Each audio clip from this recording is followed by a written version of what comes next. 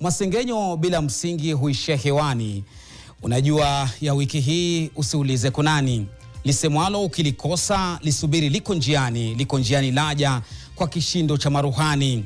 Yalimfika seneta wa Nairobi Edwin Sifuna, aliona moshi akaficha mvuke, na kwa kuwa moshi ndo moto basi kinga Oburu aliuwasha moto. Mtazamaji, ODM imekuwa ikificha maiti, sasa inasemwa na kilio cha wanachama wachanga, kilio cha mashabiki shakiki kindakindaki, kilio cha wandani wa chungwa na wandani wa seneta Sifuna. Kweli maiti haifichiki, na ijapo wanasema mkubwa akikosa amekosa, mnyonge akikosa huadhibiwa, salamu zimfikie Oburu Oginga ajue kwamba mtenda husahau ila mtendwa kamwe hasahau. Mla asali hutabasamu lakini mla shubiri humaka. Salamu pia ziwafikie wana UDA na nahodha wao, wafahamu kwamba mzizi wa fitina haukatwi kwa upanga, ni matendo.